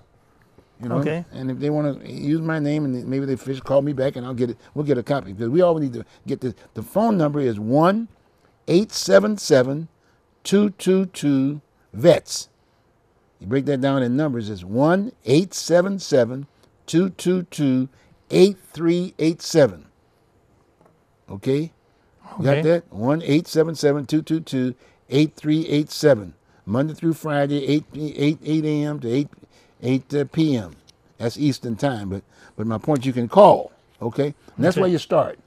Okay. And if you want to Google it, you get on. And they have a page here: www.va Veteran Administration.gov/health benefits. Ah, And okay. you hit that in there, and that's the beginning. That's the start. And you know, they got a thing now that, and I got it too. Once you get in there, they got a thing called HealthNet. So as you go Yeah, through the system, yeah, I know about as you go through the system with your doctor and whatever, they'll put your jacket on the computer so that you can see it, and whoever is taking care of you, they can go to that and see exactly I wonder if it's already on. what healthcare is for all me. about. Yeah, you got to check it out. That's All a right. good service too, by the way. Okay. And it also, besides the health thing it takes, it also lists your benefits. Okay. See? That's a good start. That's some good stuff. So please, check that out. You want this booklet, make sure you get this booklet.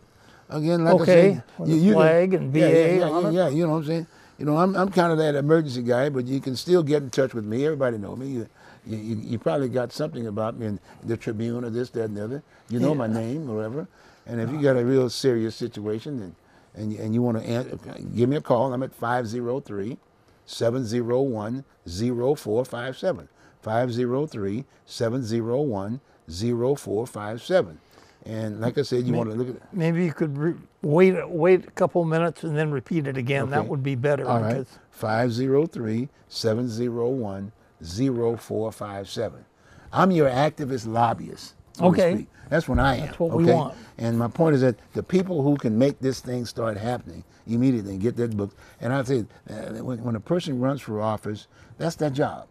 You know what I mean? And Earl Blumenauer, he's a congressman, your local congressman. You should know him within this particular area. And we've got Ron Wyden. We've got two senators right here, and right. you can give their office a call. And trust me, they will jump on this right away. In fact, I'm going to ask them. I'm going to give them a call tomorrow, and see if they can keep a stack of these at their office.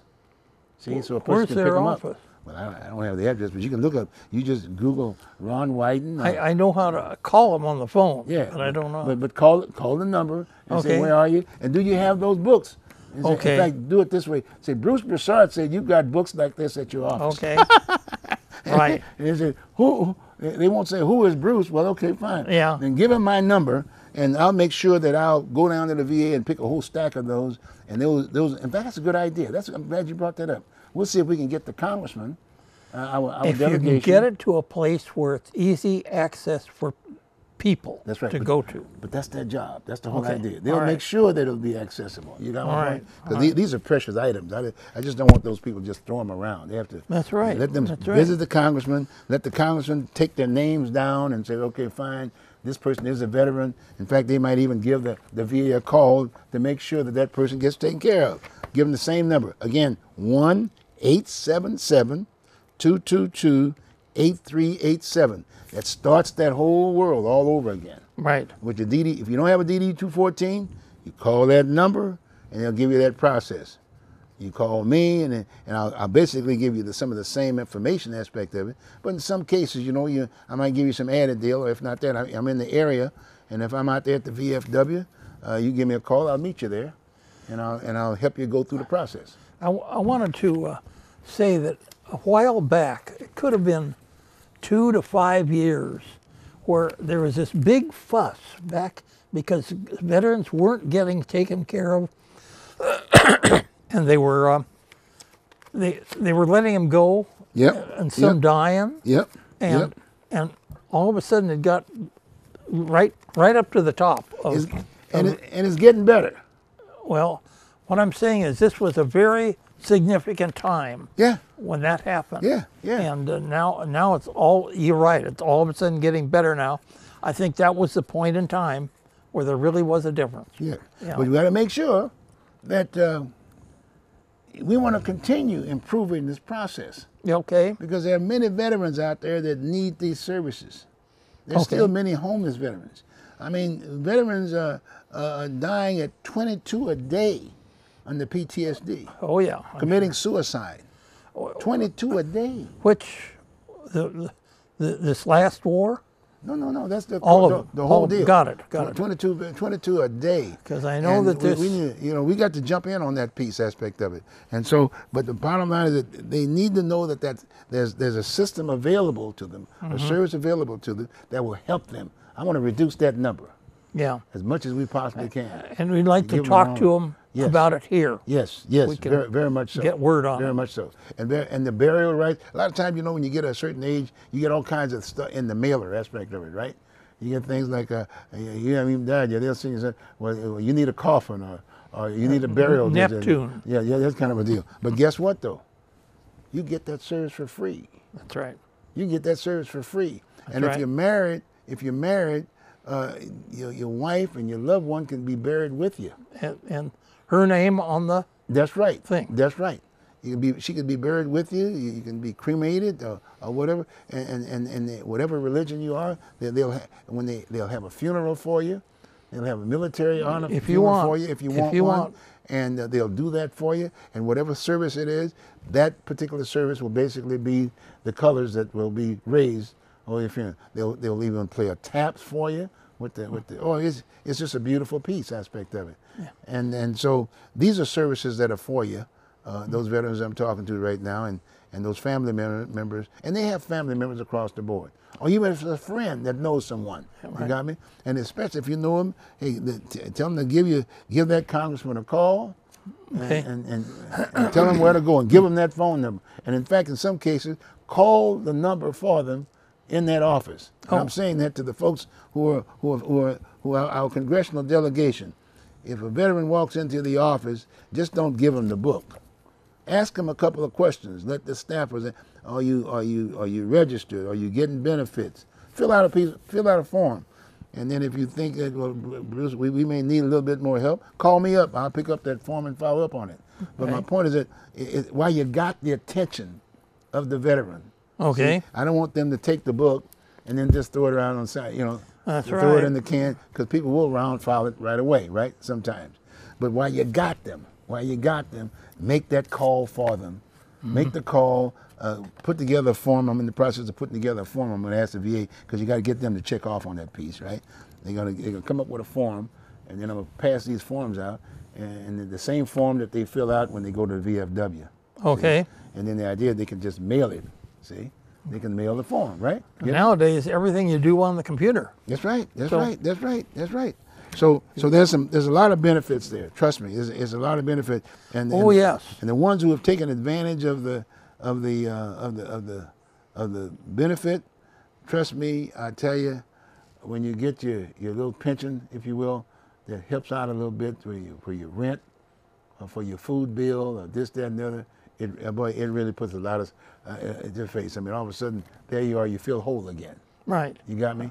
And then a lot of the services that are there, they've got fishing clubs that are there. You can go fishing. I mean, you can do fishing. You can gather with other folks, and they have all kinds of things. You got luncheons, and they got all kinds of things. Once you tap into the system, you'd be surprised that you are now getting the kind of benefits and recognition that you should have gotten when you got out. That's right. Because you fought for this country. You served, whether you served in Vietnam or Korea, but you served in the military.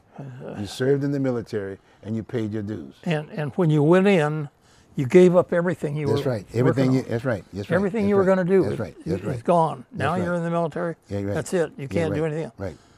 When you come out, you're alone. Of course, that's one of the problems. You know, you were talking about burial, and we did this on a show. We did a thing about the Missing in Action in America program. Right. Of getting to where veterans that did not, they had to locate them in funeral homes and then give them a proper burial. That was the whole object of the thing. And that's going to be played again like the end of October Is that right? Okay. before Okay. November Veterans Day, Okay. the 11th. Oh, good, good, good. So, yeah. Well, as you know, like I said, I'm not running for office now, and I'm going to be spending 110% of my time Okay. on this, reaching out to vets. if Sure. you will. And like I said, I'm going to be the activist lobbyist, if you will, Activist to lobbyist. make sure that I want to know this book from cover to the back to the last page. Okay. I mean, we're going to know what this book is all about, and we're going to invite the folks who put this together on this show and the Oregon Voters Digest. Are they here in the Oregon? Yeah, they're here. I mean, I'm Okay, got my right at okay. the top. You got the Pacific Northwest, but you got the folks right here. We got congressional there. I'm just saying, we're just going to make sure that here in the Pacific Northwest, we're going to make sure we get our fair share. Okay. We're going to get our fair share, and so start looking out for that. And then naturally on the side, I'm going to be naturally we're going to focus on the little political stuff that we've been talking about. We've been talking about the immigration issues and this, that, and the other. Right. That's just common sense stuff and issues that we are accustomed to. Right, You right. got me? So please, don't get angry about anything. Just pick up the newspaper and read it and Google and try to get a little background and look at the show here with IPO, Independent Producers Organization. And maybe we might be able to get some of these other producers to come on. who are Say, doing we some stuff. did last month. Yeah, we did. You did the guy. That was, we got full credit for that. Dennis Gleason and his teen idol. Yes. That's yes. so. Yes. We've covered. That's In good. case anyone says, "Why don't you have other producers on?" Hey, we just did. Yes. Dennis We're going to get Gleason. more. We're going to get Okay, more. They then maybe need to we'll get know it. more. And then they might get a little touch of this too, a little Right. touch of the veteran stuff, because we're both veterans. And by the way, and really, Richard is also a veteran too. What branch were you in, Rich? Army. He was in the Army.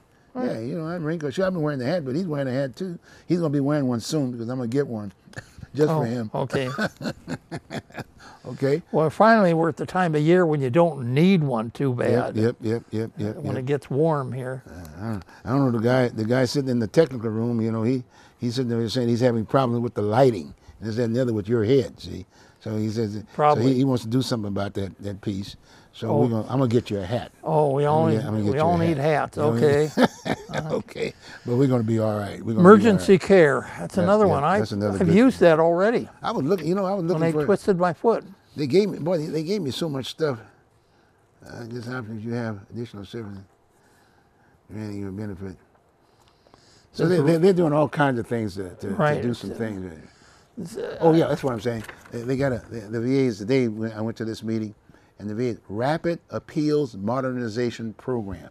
It's called RAMP, R-A-M-P. Okay. And so the whole idea, it rushes your benefit. Because you figure you're 70 or 75 years old, and you waiting for your benefit, and maybe 3 or 4 years.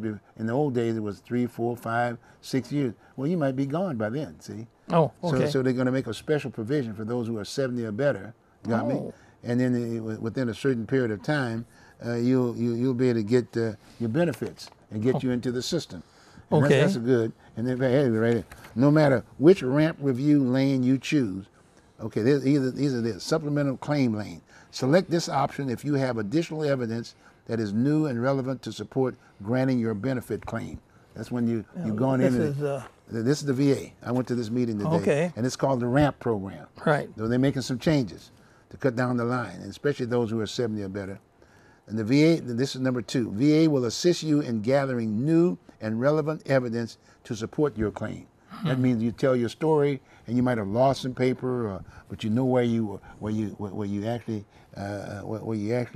had the problem. Got me? They'll make calls and whatever, and they'll develop the background for you. That's number 2. And the other one is the VA's review will include any new and relevant evidence submitted since we last decided your claim. Okay. See, a lot of times when it's denied, people just forget about it. Got me? Yeah, I know about But see, the that. bottom line, but now this is bringing it back. It's called the RAMP program. And they said, check this out. It said, no matter which RAMP review lane you choose, I've mentioned those 3, VA's goal is to get you a decision on your disagreement within 125 days. Okay? Okay. See? So that's about 4 months. Okay. All right. So that's about 4 months. And if you have multiple appeals that you're opting into RAMP, they must all initially be reviewed under the same lane. Oh, okay. You see what I'm saying? Sure. That's, See, so they're going to take a one-stop deal. See, they want to make sure they get those benefits to you because they were deserving of you, like right away, like so you can enjoy them for those right- last few right days. here. That's right. register now. You register now. I That's what they just checked said. my thing That's right. Right. online. E-benefits. Oh yeah, and they got a high level review lane. So my point, they got good stuff, and you're going to get more of this information between Richard and I and my show at the Oregon Voters Digest. Yeah, there's so You're gonna much see- available There's a for lot of veterans. stuff available. It's true. and- We and- are really kind of talking to veterans, but many people know a veteran that maybe does not know about this. Yep. So that's another big reason. And boy, they're really pushing out for the women. They really Good. because the women have been kind of lost in the program. Think it's a man's That's world, right. but it's not just a man's world. You'd be surprised the number of women that were enlisted and again having the same issues of trying to get their care. You know what I'm saying? And so this was a flyer that they gave us. Oh. It was this is a beautiful piece that they gave us, and I thought that was kind of a neat little deal they gave us, and it was called VA Can Help, and call VA's caregiver support line toll free today. 1-855-260-3274. 1-855-260-3274.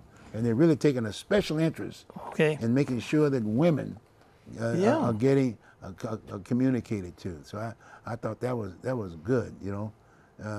Okay, so They can get some of theirs online too. that's right. Oh yeah.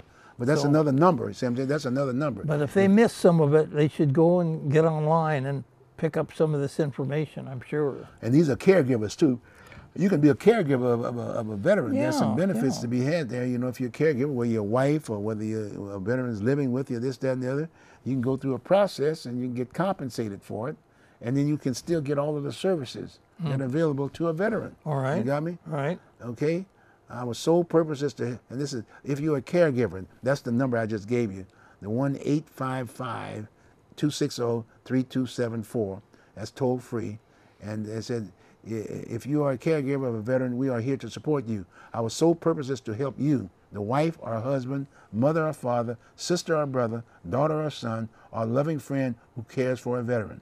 Okay? We are caring professionals who can tell you about the assistance available from VA, help you access services and benefits, connect you with your local caregiver support coordinator at a VA medical center near you. Just listen if that's what you need right now.